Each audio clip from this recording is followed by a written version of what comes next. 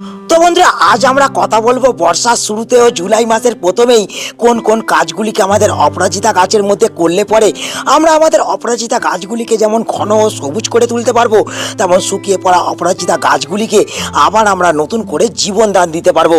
এর পাশাপাশি এমন কোন দুটি খাবারকে এই সময় আমাদের প্রয়োগ করতে হবে যার ফলে আমাদের অপরাজিতা গাছ থেকে আমরা ভরে ফুল পেতে পারবো।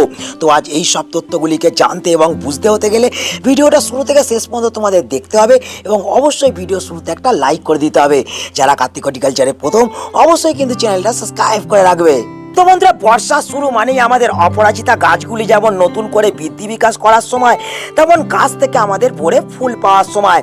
কিন্তু এই সব বেনিফিটগুলিকে আমাদের অপরাজিতা গাছ থেকে এই সময় পেতে হতে গেলে আমাদের বৃষ্টির জল ছাড়াও আমাদের অপরাজিতা গাছের মধ্যে বিশেষ কয়েকটি পরিচর্যাকে করতে হবে। তবেই কিন্তু আমাদের অপরাজিতা গাছগুলিকে যেমন আমরা দুতোয়ারে এই সময় ঝাঁকড়া করে তুলতে পারবো, তেমন অপরাজিতা গাছ থেকে আমরা কিন্তু ভরে ফুল পেতে পারবো এবং প্রত্যেকটা অপরাজিতা গাছের পাতাকে আমরা কিন্তু সবুজ চকচকে রাখতে পারবো। তো এই সময় তোমরা অনেকেই আমাকে বলছো যে তোমাদের কিছু কিছু অপরাজিতা গাছ যেমন এই সময় সঠিকভাবে বৃদ্ধি হচ্ছে না, তেমন কিছু অপরাজিতা গাছ থেকে তোমরা সঠিকভাবে ফুল পাচ্ছ না।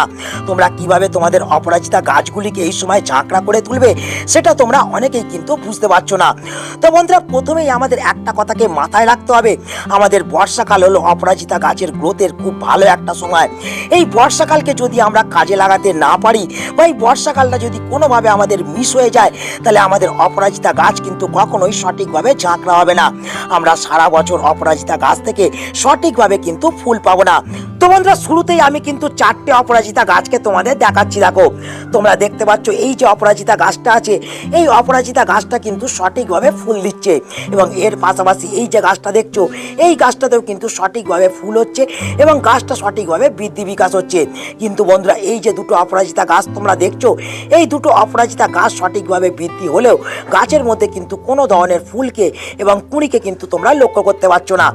তো এই সমস্ত অপরাজিতা গাছগুলিকে এই সময় আমাদের পুনরায় ঝাঁকড়া করে তুলতে হলে, আমাদের অপরাজিতা গাছগুলি থেকে প্রচুর পরিমাণে ফুল পেতে হলে, অপরাজিতা গাছগুলিকে একটা পূর্ণাঙ্গ আকার দিতে হলে আমাদের কিন্তু এই সময় প্রথম যে কাজটা করতে হবে, আমাদের গাছগুলোকে কিন্তু একটু খোলামেলা স্থানের মধ্যে রাখতে হবে। কারণ বন্ধুরা আমরা সকলে জানি জুলাই মাস মানেই আমাদের এখানে কিন্তু বর্ষা শুরু এবং বর্ষা শুরু মানেই আমাদের টেম্পারেচার কিন্তু একটুখানি লো হয়ে যায় বা আবহাওয়া একটুখানি ড্রিম হয়ে যায়। আমরা প্রচণ্ড দাবদাহ থেকে বাঁচানোর জন্য যে সমস্ত অপরাজিতা গাছগুলিকে সেডি জায়গার মধ্যে রেখেছিলাম, সেই সব অপরাজিতা গাছগুলিকে ছাওয়াতে কিংবা সেডিতে নয়, এই সময় কিন্তু আমাদের খোলা আকাশের নিচে রাখতে হবে, যাতে আমাদের গাছগুলো পর্যাপ্ত পরিমাণে সূর্যের আলো পায় এবং পর্যাপ্ত পরিমাণে বৃষ্টির জল যাতে অপরাজিতা গাছের পাতার মধ্যে পড়তে পারে। কারণ বন্ধুরা বর্ষাকে আমাদের অপরাজিতা গাছ ভীষণভাবে পছন্দ করে। বৃষ্টির জল আমাদের অপরাজিতা গাছের পাতার মধ্যে পড়া মাত্রই আমাদের অপরাজিতা গাছ কিন্তু নতুন নতুন ডালপালা এবং পাতাকে বৃদ্ধি করতে থাকে এবং অসংখ্য সংখ্যায় গাছের মধ্যে আমরা কুঁড়ি এবং ফুলকে লক্ষ্য করতে পারি। এর পাশাপাশি কিন্তু আমাদের এই সময় অপরাজিতা গাছগুলিকে নতুন করে একটা শেপ দেওয়ারও সময়। আমাদের যেসব অপরাজিতা গাছগুলি লতিয়ে যেতে শুরু করেছে, সেই সব অপরাজিতা গাছগুলিকে যদি বৃক্ষের আকার দিতে হয়, তাহলে কিন্তু এই বর্ষার থেকে ভালো সময় আর হয় না। এক্ষেত্রে তোমাদের যে কাজটা করতে হবে, তোমাদের অপরাজিতা গাছগুলিকে খোলা স্থানে রাখার পাশাপাশি এই যে টিপগুলো দেখতে পাচ্ছ, এই টিপগুলোকে কিন্তু তোমাদের পিঞ্চ করে দিতে হবে। প্রত্যেকটা টিপকে যদি আমরা এই সময় পিঞ্চ করে দিতে পারি, তাহলে কিন্তু অপরাজিতা গাছ আবার নতুন করে কিন্তু ঝাঁকড়া হতে শুরু হবে। এই যে টিপগুলো দেখতে পাচ্ছ বন্ধুরা, এই টিপগুলো আমরা যখনই কাটতে আরম্ভ করব, তখনই কিন্তু আমাদের স্ট্যাম্প মোটা হতে শুরু করবে। তোমরা দেখতে পাচ্ছ আমার এই অপরাজিতা গাছের স্ট্যাম্পটা কি আরে মোটা হয়েছে। এই মোটা স্ট্যাম্পের ফলেই গাছটা কিন্তু আমার লতিয়ে যাওয়া বন্ধ হয়েছে এবং এর সাথে সাথে দেখো বন্ধুরা আমার গাছটা কিন্তু একটা গোল আকার ধারণ করেছে এবং একটা বৃক্ষের মতন কিন্তু দেখতে লাগছে। এই রকম ভাবে সুন্দর শেপ দিতে গেলে আমাদের কিন্তু এই বর্ষার শুরুতেই গাছের প্রুনিংটা কিন্তু করে ফেলতে হবে এবং এই সময় যেসব গাছে তোমাদের ফুল আসছে না বা যেসব গাছ তোমাদের সঠিকভাবে ঝাঁকড়া হচ্ছে না, সেই সব গাছের ক্ষেত্রেও কিন্তু এই প্রুনিংটা খুবই গুরুত্বপূর্ণ জিনিস। তো বন্ধুরা এই তো ছিল আমাদের প্রথম একটা টিপস। এরপর চল আমরা এগিয়ে যাই আমাদের অপরাজিতা গাছ পরিচর্যা করার ক্ষেত্রে 2 নম্বর টিপসের দিকে। বন্ধুরা এরপর যে 2 দু নম্বর কাজটা আমাদের অপরাজিতা গাছের মধ্যে করতে হবে সেটা হচ্ছে আমাদের অপরাজিতা গাছের মাটির মধ্যে এই সময় আমাদের সঠিকভাবে জলকে প্রয়োগ করতে হবে। কারণ আমরা সকলে জানি এই সময় কিন্তু আমাদের এখানে বর্ষা প্রবেশ করেছে এবং বৃষ্টির জল কিন্তু আমাদের গাছের মাটিতে পড়া মাত্রই গাছের মাটি কিন্তু এই সময় আমাদের কাদা কাদা হয়ে থাকে। কিন্তু তার সত্ত্বেও যদি আমরা এই সময় ঘন ঘন আমাদের অপরাজিতা গাছের মাটির মধ্যে জল প্রয়োগ করতে থাকি তাহলে কিন্তু গাছের এই যে কাণ্ড, এই কাণ্ড কিন্তু শুকিয়ে যেতে আরম্ভ করবে, গাছের পাতাগুলো হলুদ হয়ে ঝরে যাবে, তার সঙ্গে সঙ্গে গাছে ফুল আসা বন্ধ হয়ে গাছগুলো কিন্তু ধীরে ধীরে মারা যেতে শুরু করবে। তাই এই সময় আমাদের যেটা করতে হবে, আমরা যখনই গাছের মাটিতে জল প্রয়োগ করতে যাব অবশ্যই কিন্তু গাছের মাটিটাকে আমাদের চেক করতে হবে। আমরা যখন দেখবো গাছের মাটিটা এরকম ময়েশ্চার থেকে শুকিয়ে শুকিয়ে আসছে তখনই কিন্তু গাছের মাটির মধ্যে আমরা ভরে জলকে প্রয়োগ করব। আমরা যেমন এই সময় কম জলকে গাছের মাটিতে প্রয়োগ করব না, তেমন অতিরিক্ত মাত্রায় আমাদের অপরাজিতা গাছের মাটিতে এই বর্ষাতে কিন্তু জল প্রয়োগ করা যাবে না। এর সাথে সাথে আমাদের যে বিষয়টা এই সময় খেয়াল রাখতে হবে সেটা হচ্ছে আমাদের অপরাজিতা গাছের টবের ড্রেনেজ সিস্টেম। এই সময় আমাদের ড্রেনেজ সিস্টেমটাকে কিন্তু আমাদের সবসময় চেক করতে হবে।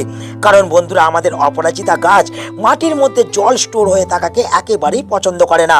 এক্ষেত্রেও কিন্তু গাছ ধীরে ধীরে মারা যেতে শুরু করে এবং কাণ্ডগুলো কিন্তু পচে যেতে শুরু করে।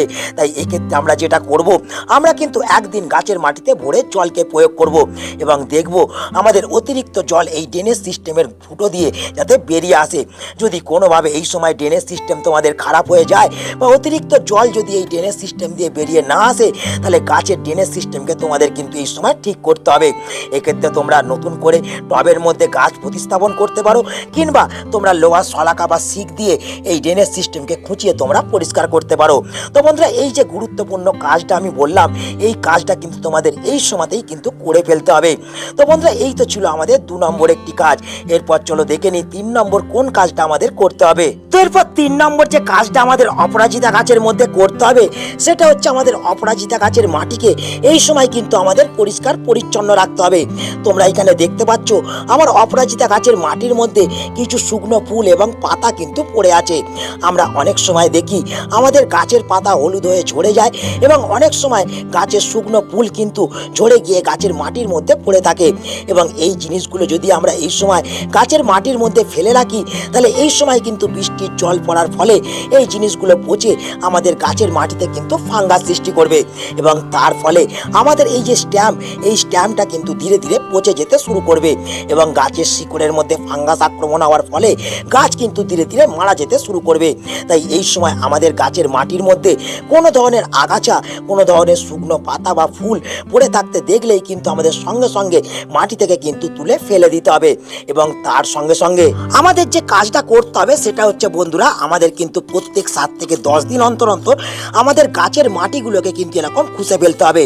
কারণ বৃষ্টির জল পড়ার ফলে এই সময় কিন্তু অপরাজিতা গাছের মাটি কিন্তু কম্প্যাক্ট হয়ে পড়তে শুরু হয় এবং তার ফলে যেটা হয়, গাছ কিন্তু মাটি থেকে সঠিকভাবে অক্সিজেন এবং খাবারকে ইনটেক করতে পারে না এবং ফলে গাছের শিকড়ের বৃদ্ধি বিকাশটাও ঠিকঠাক হয় না। তো এক্ষেত্রে আমাদের যেটা করতে হবে, আমরা এরকম মাটিটাকে কিন্তু প্রত্যেক 7 থেকে 10 দিন অন্তর অন্তর খুঁজে দেবো। এক্ষেত্রে যেটা হবে, গাছের মাটি অতি দ্রুত শুকিয়ে যেতে আরম্ভ করবে, গাছের মাটির মধ্যে কোনো ধরনের ফাঙ্গাস, ব্যাকটেরিয়া, নানান রকম অপকারী জিনিসের আক্রমণ হবে না এবং এর ফলে যেটা হবে, গাছ কিন্তু শিকড়কে দ্রুত হারে বৃদ্ধি বিকাশ করতে পারবে। এবং আমাদের অপরাজিতা গাছের মাটি খুঁজে দেওয়ার পাশাপাশি আমাদের যে কাজটা করতে হবে সেটা হচ্ছে আমাদের অপরাজিতা গাছের মাটিকে আমাদের কিন্তু এই সময় ফ্রেশ রাখতে হবে। আমাদের গাছের মাটির মধ্যে কোনো ধরনের যাতে ব্যাকটেরিয়া, ফাঙ্গাস, কেঁচো, কৃমি, পিঁপড়ের আক্রমণ না হয় তার জন্য আমাদের যে জিনিসটা আমাদের অপরাজিতা গাছের মাটির মধ্যে ব্যবহার করতে হবে সেটা হলো বন্ধুরা আমাদের নিমখোল। এই নিমখোলকে আমাদের যেটা করতে হবে, আমাদের প্রত্যেক 6 থেকে 8 ইঞ্চি টবের জন্য আমরা 1 চামচ করে প্রত্যেক 10 থেকে 15 দিন অন্তর অন্তর আমরা কিন্তু ছড়িয়ে দেবো। এক্ষেত্রে মাটির মধ্যে কেঁচো, কেন্ন, কৃমির আক্রমণ হবে না এবং তার সঙ্গে সঙ্গে গাছের মাটি থেকে ফাঙ্গাসও কিন্তু দূরে থাকবে। কিন্তু বন্ধুরা, এই নিমখোলের পাশাপাশি আমাদের আর একটা জিনিসকে কিন্তু গাছের মাটির মধ্যে প্রয়োগ করতে হবে, সেটা হচ্ছে ফাঙ্গিসাইড পাউডার। আমাদের এই সময় যেসব কন্ট্যাক্ট বেসিস ফাঙ্গিসাইড পাউডার আছে সেই সব ফাঙ্গিসাইড পাউডারকে আমরা কিন্তু মাটির মধ্যে 1/2 চামচ করে ছড়িয়ে দেবো প্রত্যেক 15 দিন অন্তর অন্তর। কিন্তু তোমাদের কাছে যদি ফাঙ্গিসাইড পাউডার না থাকে তাহলে এই ঘরোয়া জৈব ফাঙ্গিসাইড পাউডারটা কিন্তু তোমরা ব্যবহার করতে পারো। এইটা হচ্ছে বন্ধুরা হলুদ। এই হলুদকেও আমরা কিন্তু 6 থেকে 8 ইঞ্চি টবের জন্য আমরা হাফ চামচ করে প্রত্যেক 15 দিন 10 দিন ছাড়া ছাড়া আমরা কিন্তু ব্যবহার করতে পারি। এক্ষেত্রে যেটা হবে, আমাদের গাছের মাটি কিন্তু সব সময় ফ্রেশ থাকবে, পোকামাকড় ফাঙ্গাস মুক্ত থাকবে, গাছ কিন্তু সঠিকভাবে বৃদ্ধি বিকাশ করতে পারবে এবং গাছ থেকে আমরা অসংখ্য সংখ্যায় এই সম্পূর্ণ বর্ষাকাল জুড়ে ফুল পেতে পারবো। তো বন্ধুরা, এই 3 নম্বর কাজটা করার পাশাপাশি আমাদের যে 4 নম্বর কাজটা এরপর করতে হবে, সেটা হচ্ছে আমাদের অপরাজিতা গাছের মাটির মধ্যে এই সময় কিন্তু আমাদের খাবারকে প্রয়োগ করতে হবে। তো এই সময় আমরা কোন ধরনের খাবারকে আমাদের অপরাজিতা গাছের মধ্যে প্রয়োগ করব? তো আমাদের যে দুটি খাবারকে এই সময় আমাদের অপরাজিতা গাছের মধ্যে প্রয়োগ করতে হবে, সেটা হচ্ছে বন্ধুরা এটা। তো বন্ধুরা, এখানে যে খাবারটা তোমরা দেখতে পাচ্ছ, এটা কিন্তু হচ্ছে ডাই অ্যামোনিয়াম ফসফেট, যাকে আমরা ডিএপি বলে থাকি। এই ডিএপিকে কিন্তু আমাদের অপরাজিতা গাছ ভীষণভাবে পছন্দ করে। এই ডিএপি যেমন গাছকে বৃদ্ধি বিকাশ করতে সাহায্য করে, তেমন গাছের কাণ্ড এবং শিকড়কেও কিন্তু বলিষ্ঠ করে তোলে। এবং এর পাশাপাশি এই যে লাল বর্ণের জিনিসটা তোমরা দেখছো, এটা হচ্ছে লাল পটাশ, যা আমরা অপরাজিতা গাছের মধ্যে প্রয়োগ করা মাত্রই অপরাজিতা গাছ কিন্তু আমাদের ফুলে ভরে যাবে। কিন্তু কতটা পরিমাণে এই দুটি খাবারকে আমাদের এই সময় প্রয়োগ করতে হবে সেটা আমাদের জানতে হবে। তো চলো, সময় নষ্ট না করে এই খাবারটা কিভাবে আমরা গাছের মধ্যে প্রয়োগ করব সেটা আমরা দেখে নিই। তো বন্ধুরা, আমাদের এই দুটি খাবারকে আমাদের অপরাজিতা গাছের মধ্যে এই সময় প্রয়োগ করতে হলে আমাদের কিন্তু দুটি বিষয়কে মাথায় রাখতে হবে। প্রথমত বিষয়, এই দুটি খাবারই কিন্তু রাসায়নিক খাবার এবং এই খাবারগুলোকে আমাদের কিন্তু খুব লিমিটে ব্যবহার করতে হবে এবং ব্যবহার করার আগে আমাদের অবশ্যই মাটি খুঁজতে হবে এবং মাটি যাতে ময়েশ্চার থাকে সেটা কিন্তু আমাদের খেয়াল রাখতে হবে। এখানে দেখতে পাচ্ছ আমার মাটি কিন্তু ময়েশ্চার আছে এবং মাটি কিন্তু আমি খুঁজে নিয়েছি। এবার এই যে টবটা দেখতে পাচ্ছ তোমরা, এই টবটা কিন্তু আমার 8 ইঞ্চির টব। এই 8 ইঞ্চি টবের জন্য আমরা 8 থেকে 10টা দানার ডিএপি আমরা কিন্তু জাস্ট এর শিকড় থেকে একটুখানি দূরে আমরা কিন্তু ছড়িয়ে দেবো এবং তার সঙ্গে সঙ্গে এই যে চামচ দেখছো, এই চা চামচের হাফ চামচ পটাশ কিন্তু আমরা এর কিন্তু চারিদিকে ছড়িয়ে দিয়ে সুন্দরভাবে কিন্তু জল দিয়ে দেবো।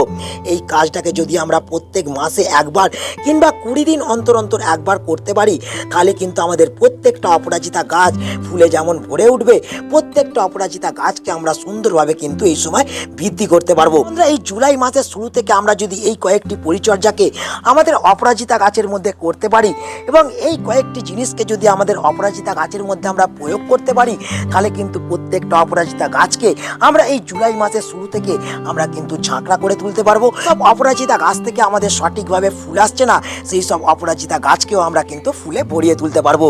তো বন্ধুরা, আজকে এই ছোট্ট ভিডিওটা এখানেই আমি শেষ করছি। আশা করি এই ভিডিওটা তোমাদের সকলের কাজে লেগেছে। যদি ভিডিওটা ভালো লাগে তাহলে অবশ্যই ভিডিওটাকে একটা লাইক করে দেবে, তোমাদের বন্ধুদের কাছে শেয়ার করে দেবে। যারা নতুন বন্ধু চ্যানেলে প্রথম, অবশ্যই কিন্তু কার্তিক হর্টিকালচারকে সাবস্ক্রাইব করে রাখবে। তো বন্ধুরা, দেখা হচ্ছে আবার একটা নতুন ভিডিওতে। সকলে ভালো থেকো, নমস্কার।